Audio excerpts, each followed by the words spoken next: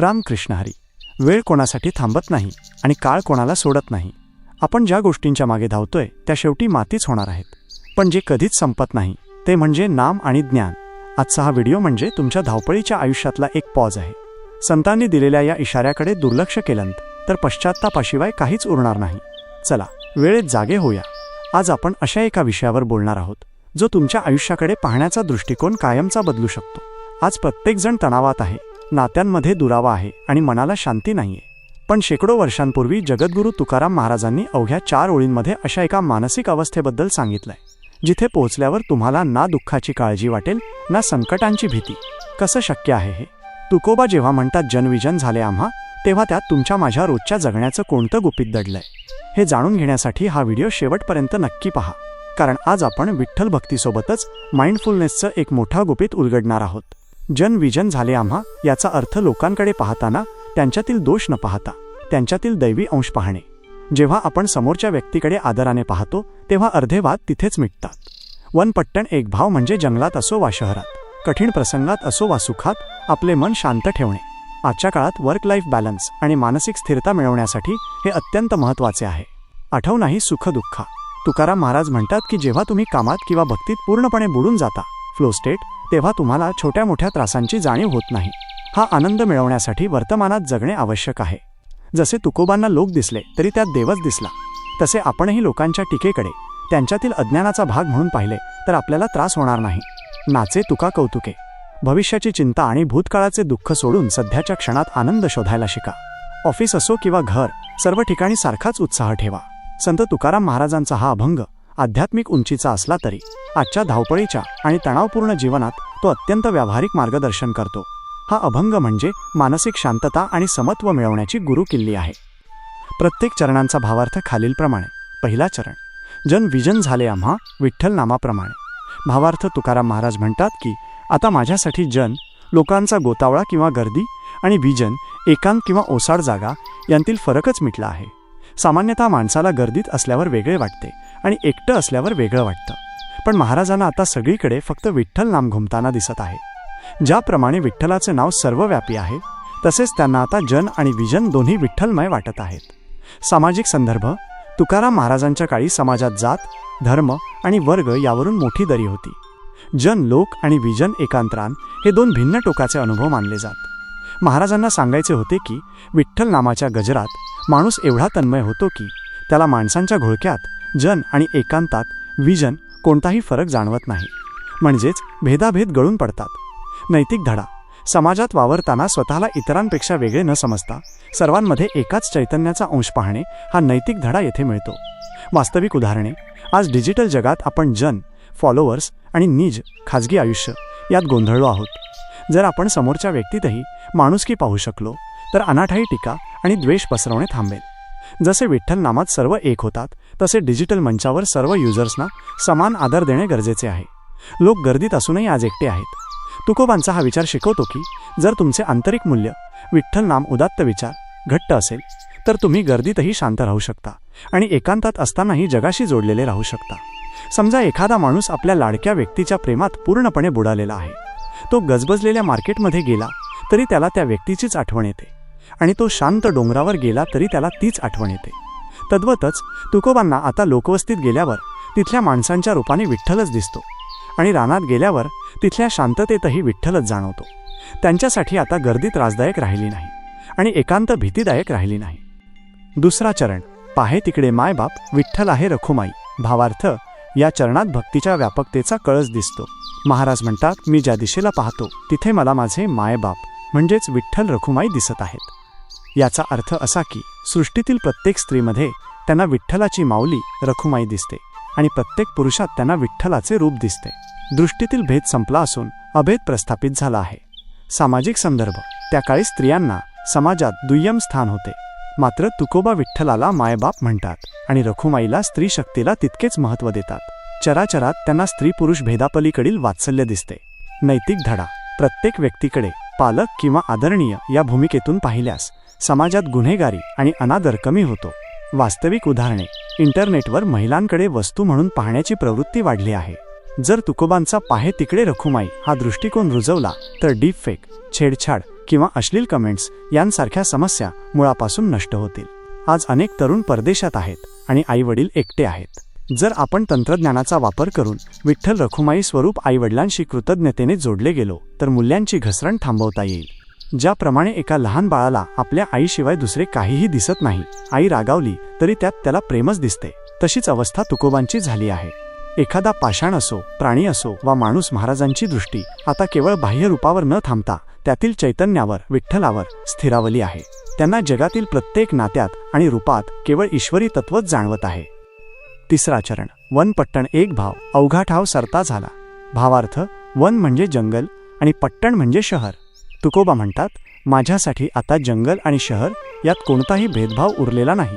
दोन्ही ठिकाणी माझा भाव, दृष्टिकोन एकच आहे. अवघा ठाव सरता झाला याचा अर्थ असा की शोधण्याचे सर्व ठिकाण संपले आहेत, कारण देव आता एका विशिष्ट जागी नसून तो सर्वत्र व्यापून उरला आहे. देवाला शोधण्यासाठी आता कुठेही जाण्याची गरज उरलेली नाही. सामाजिक संदर्भ, वन म्हणजे जंगल, निसर्ग आणि पट्टण म्हणजे शहर, मानवी वस्ती. त्या काळी शेती आणि निसर्गावर समाज अवलंबून होता. शहरांचा अहंकार आणि खेड्यांचे मागासलेपण यात संघर्ष होता. तुकोबा म्हणतात की माझ्यासाठी दोन्ही समान आहेत, कारण दोन्हीकडे देवाचीच व्याप्ती आहे. नैतिक धडा, पर्यावरण आणि विकास यांचा समतोल राखणे, निसर्गाला तुच्छ न समजता त्याला देवत्व देणे.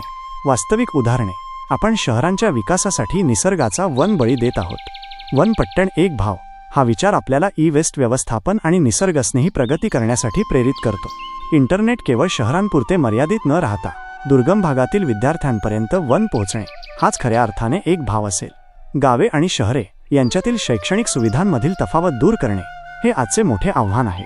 एखादा सोन्याच्या दागिन्यांचा व्यापारी असतो, त्याला हार असो किंवा अंगठी, दोन्हीमध्ये फक्त सोनेच दिसते. दागिना कुठे ठेवला आहे, तिजोरीत की अंगावर, याने सोन्याची किंमत बदलत नाही. त्याचप्रमाणे तुकोबांना शहरात मिळणारी सुखसोय आणि जंगलात मिळणारे कष्ट यात फरक वाटत नाही, कारण दोन्ही ठिकाणी त्यांना विठ्ठलाचेच अस्तित्व जाणवते. त्यांच्या मनातील द्वैत, दोनपणा पूर्णपणे नष्ट झाले आहे. चौथा चरण, आठव नाही सुख दुखा, नाचे तुका कौतुके. भावार्थ, जेव्हा मनुष्याला सर्वत्र ईश्वराचे दर्शन होते तेव्हा तो शारीरिक आणि मानसिक द्वंद्वाच्या पलीकडे जातो. तुकाराम महाराज म्हणतात की आता मला सुख झाले की दुःख याचा आठवं स्मरण देखील उरलेला नाही. मी या आनंदाच्या भरात विठ्ठलाच्या कौतुकापोटी बेभान होऊन नाचत आहे. ही अवस्था स्थितप्रज्ञतेची आहे, जिथे बाह्य परिस्थितीचा मनावर कोणताही परिणाम होत नाही. सामाजिक संदर्भ, सामान्य माणूस सुख दुःखाच्या फेऱ्यात अडकलेला असतो. त्या काळी दुष्काळ, जुलमी सत्ता यामुळे लोक हतबल होते. अशा वेळी तुकोबा कौतुकाने नाचण्याचा म्हणजेच जीवनाचा आनंद घेण्याचा संदेश देतात. जेव्हा स्वार्थ संपतो तेव्हाच माणूस निस्वार्थपणे समाजासाठी नाचू कार्य करू शकतो. नैतिक धडा, परिस्थिती कशीही असो, विचलित न होता आपले कर्तव्य आनंदाने पार पाडणे. वास्तविक उदाहरणे, आज इंस्टाग्रामवर इतरांचे सुख पाहून लोक स्वतःला दुःखी समजतात. तुकोबांचा विचार सांगतो की सुख दुःख हे मनाचे खेळ आहेत. डिजिटल जगातील तुलना थांबवून स्वतःच्या अस्तित्वाचा आनंद घेणे हाच यावरील उपाय आहे. अनेक लोक आपत्तीच्या वेळी, उदाहरणार्थ महापूर किंवा महामारी, स्वतःचे दुःख विसरून मदतीसाठी सोशल मीडियाचा सकारात्मक वापर करतात. हे कौतुकाने नाचणे आहे, म्हणजेच स्वतःच्या मर्यादेपलीकडे जाऊन समाजासाठी उभे राहणे. एखादा लहान मुलाला खेळताना जेव्हा प्रचंड आनंद होतो तेव्हा त्याला भूक, तहान किंवा लागलेल्या जखमेचे भान राहत नाही. तो केवळ त्या खेळाच्या आनंदात मग्न असतो. तुकोबांची अवस्था तशीच झाली आहे. संसारातील ताणतणाव, मान अपमान, गरिबी, श्रीमंती या सगळ्या गोष्टी विठ्ठल दर्शनाच्या महासुखात विरघळून गेल्या आहेत. तो आनंद इतका मोठा आहे की महाराज आनंदाने डोलत आहेत. संपूर्ण अभंग उदाहरणातून समजून घेऊ. समजा एखादी गृहिणी आहे जी सकाळी उठल्यापासून रात्रीपर्यंत घरकाम, मुलांचा अभ्यास आणि सासू सासऱ्यांची सेवा यात गुंतलेली आहे. सुरुवातीला तिला हे सर्व ओझे किंवा कटकट वाटू शकते. हा झाला जन किंवा गोंधळाचा भाग. पण जर तिने हा अभंग जगण्याचा प्रयत्न केला तर ती काय करेल? मुलांना डबा देताना तिला त्यात बाळकृष्ण दिसेल. सासू सासऱ्यांची सेवा करताना तिला त्यात विठ्ठल रखुमाई दिसतील. स्वयंपाकघरातील धावपळ, शहर आणि रात्रीची शांतता, वन तिला सारखीच वाटेल, कारण ती प्रत्येक कृती विठ्ठल नामाच्या समाधानात करत असेल. जेव्हा कामाचा उद्देश स्वार्थ नसून सेवा होतो तेव्हा थकवा जाऊन तिथे कौतुकाने नाचणे, आनंद उरते. हेच तत्त्व कॉर्पोरेट ऑफिसमध्ये काम करणाऱ्यांनाही लागू पडते. आपल्या सहकाऱ्यांमध्ये दोष पाहण्याऐवजी त्यांच्यातील चैतन्य पाहणे म्हणजे जन विजन होणे होय. या अभंगातून आपल्याला कोणती शिकवण मिळते? ज्याप्रमाणे विठ्ठल नामावर आपली श्रद्धा असते तसेच जगातील प्रत्येक माणसामध्ये जनात ईश्वर पाहायला शिकावे. चराचरात पांडुरंग भरलेला आहे हा उदात्त दृष्टिकोन ठेवावा. शहर, पट्टण असो वा जंगल, वन, सर्व ठिकाणी एकाच ईश्वराचे अस्तित्व आहे. परिस्थिती कोणतीही असो, मनात भेदाभेद नसावा. जेव्हा माणसाला सर्वत्र ईश्वर दिसू लागतो तेव्हा त्याला सुख आणि दुःख यांतील फरक उरत नाही. या दोन्हीच्या पलीकडे जाऊन आनंदाने जगण्याची कला आत्मसात करावी. संकुचित वृत्ती सोडून जेव्हा आपण व्यापक होतो तेव्हाच आपल्याला तुकाराम महाराजांसारखा निखळ आणि कौतुकास्पद आनंद अनुभवता येतो. जगातील प्रत्येक अणुरेणूत आणि माणसात ईश्वर मानून सुख दुःखाच्या पलीकडे जाऊन आनंदाने जगणे हीच या अभंगाची शिकवण आहे. आजच्या म्हणजेच सध्याच्या काळातील नवीन पिढीसाठी अभंगाचा संदेश. हाय फ्रेंड्स, आपल्याला सतत वाटतं की शांतता मिळवण्यासाठी कुठेतरी ट्रिपला गेलं पाहिजे किंवा जगापासून कट ऑफ झालं पाहिजे. पण तुकाराम महाराज म्हणतात, real peace is not an escape, it's an upgrade in vision. जन विजन झाले आम्हा म्हणजे काय, तर लोकांशी कनेक्टेड असूनही स्वतःच्या सेंटरला राहणे.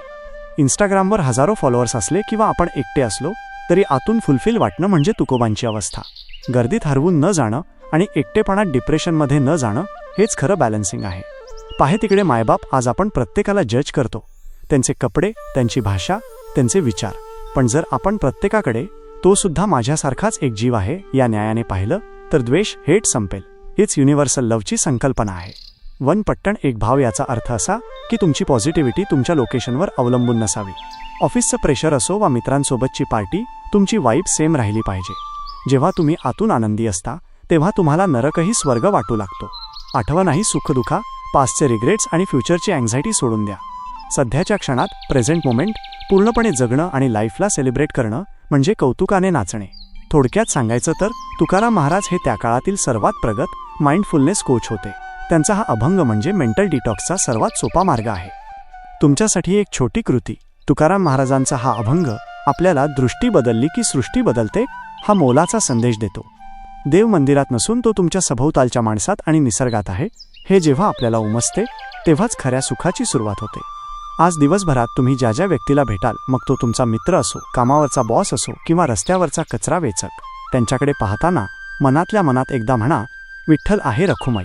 समोरच्या व्यक्तीचे दोष पाहण्याऐवजी त्याच्यातील ईश्वरी अंशाचा स्वीकार करून पहा. तुमच्या मनस्थितीत काय बदल होतो हे तुम्हाला स्वतःलाच जाणवेल. धन्यवाद. सहजासहजी मिळत नाही ती संतकृपा आणि सहजासहजी सुटत नाही ती विठ्ठल ओढ. संतांची वाणी म्हणजे निव्वळ अक्षरे नाहीत, तर ती काळजावर पडलेली अथांग भक्तीची थाप आहे. भावार्थ संतवाणीच्या माध्यमातून आम्ही शब्दांचा बाजार नाही तर विचारांचं लेणं मांडतोय. ज्यांना ही ओढ मनापासून वाटतेय त्यांनीच सोबत या. कमेंटमध्ये विठ्ठल या नामाचा गजर करा. पुंडलिक वरदा हरी विठ्ठल. श्री ज्ञानदेव तुकाराम पंढरीनाथ महाराज की जय.